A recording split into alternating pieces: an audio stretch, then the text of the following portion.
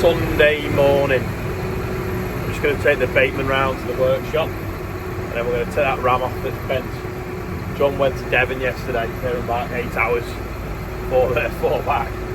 Met Jason, he's giving him the parts, and we are now going to put it back together. So by the time we've got it fixed, we'd have only lost a day's spraying. We weren't behind, but had we have waited till Monday for them to post it and then it arrived Tuesday, you know, we'd have lost like Sunday, well, we lost Saturday, summer Saturday, so we'd have lost Saturday, Sunday, Monday. We lost 3 days worth of spraying. So it's when we get it fixed now. Just knock that roll pin out, drop that pin down, 2 pipes, put that in, new pin in there, should be somewhere sorted. Knocking this pin out, and it's an absolute pain, and I've caught that pipe, bust that pipe, so I have to put a new end on it. I've got these class drifts in now, I've got it moving to put a bit of pressure on, so when I hit the top it should come a little easier. We mushroom the top a bit, so we've hit it back in, chop the top off, and then now put the class key drifts in, and basically pulling it out with these by knocking them in here. They're tapered, you see, so they don't fly out. So they're pulling on it, just buckling the top a little bit, but it's going.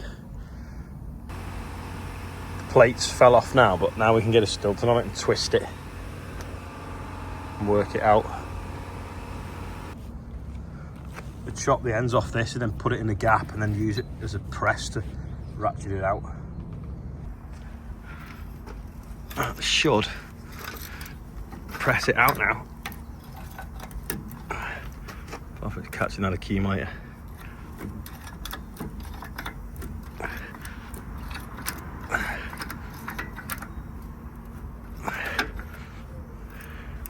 Might have to put a nut on that, I think. Right, this seems to work, but we're going to make another one now. I'm going to cut that so we've got a little bit more throw here, and I'm going to chop that to a point so it stops it turning. We were running out of throw on that one and it was buckling, so this one now, we've got that on to give us a bit more reach, and then I've left the loop on but cut a square in the end so it grips, and then I can use that to hold it back. And this end's a chisel point now. Probably not quite square actually, is it? And that will sit on the pin, and because it's a chisel point it shouldn't twist either, but equally I'll put 2 flats on it as well so we can get a spanner on it. That's locked on that. That's located in where the roll pin come out of the groove. So we should be able to ratchet it out now.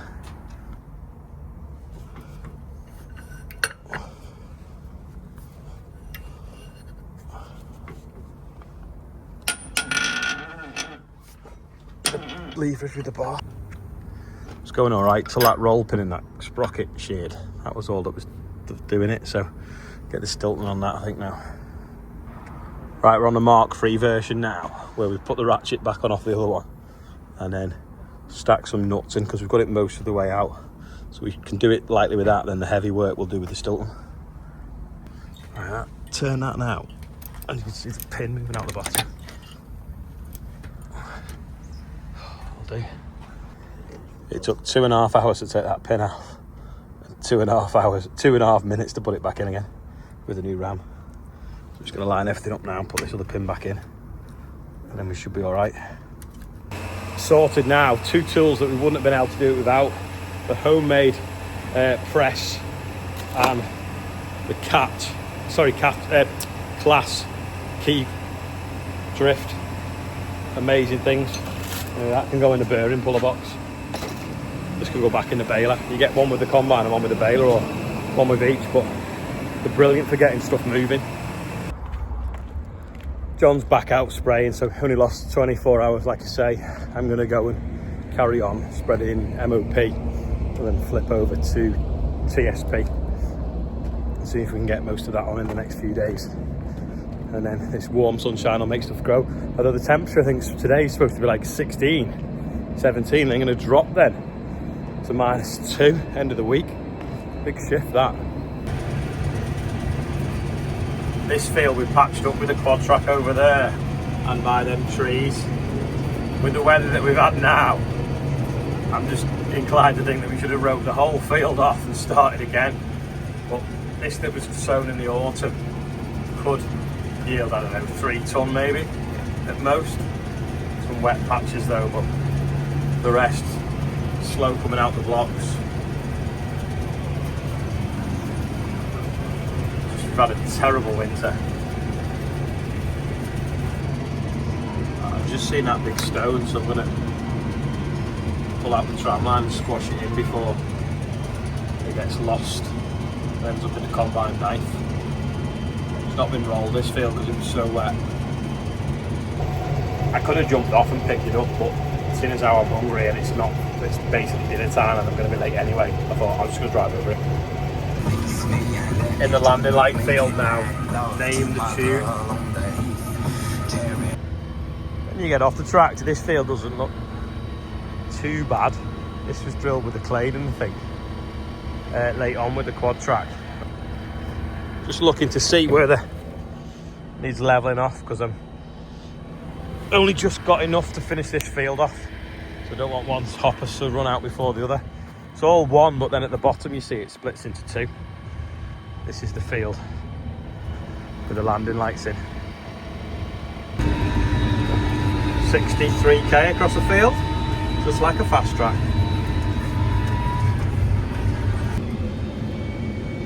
Made a bit of a dust cloud as well. Right, we've finished on the MOP for a bit now. There's a little bit left for some spring corn when it starts coming up. That pile there. Next job, triple superphosphate, which is this grey whitey stuff. So a bit of a lump in it up there, but it'll be alright. We'll smash it up when we get to it. Load the spreader up again now. And off we go onto that product. It's similar characteristics really for spreading. You tell the computer what product it is, and you can obviously trade test it as well, but this is the same as what we were spreading the other week. A bit dustier, but it doesn't need... The spreader works out the flow rate itself. You just spread it like, tell it like what you call the spread pattern value. But similar size of granule density, so you just press a few buttons and then away you go again.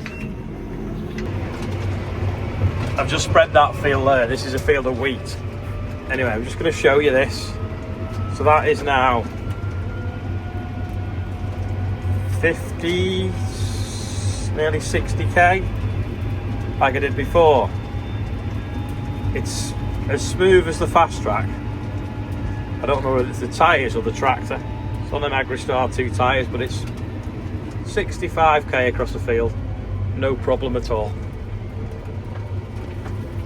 In fact, if I turn quick, will it look like I've done the Paris-Dakar?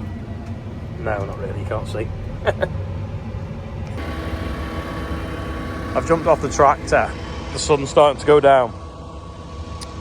This field here, it's quite light land, and you can't see anything other than the winter bird mix, but if you look closely, see the little shoots poking through. This is what was sown, I don't know, 2 or 3 weeks ago maybe. So it looks like I'm spreading fertilizer on absolutely nothing, but it is coming up. Go over here and check it. It's a little bit cheesy when he's sown it. Oh, you can see there where the birds and the crows have been eating it though. But yeah, see it there. Make a nice picture this, won't it? Oh, it's a bit dark. Yeah, it's a good picture, isn't it? You ready? Go on, you gonna read them out? Go on. No, don't rub them off. Anyway, there's today's birthday bumper. Luke McDonald is his 8th birthday. Heather Suter is 36. Isla Grace King is 7. Richard White is is 53. Richard Postlethwaite is 49. Kathy Ratton, I think it's pronounced, is 60. And Kim Tedkester is also her birthday as well. And we're now up to £87,055. Special happy birthday to Kim, because Kim sorted out getting the Grimmy sugar beet harvester there. So we wanted something big and for pancakes, and obviously Grimmy made sugar beet harvesters.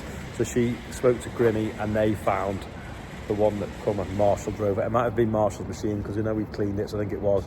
But yeah, so if anyone ever sees any people from Grimm or Class or JCB or Bateman or whatever, any of the shows, they've been massive supporters of all the lobbying stuff that we've been doing in London.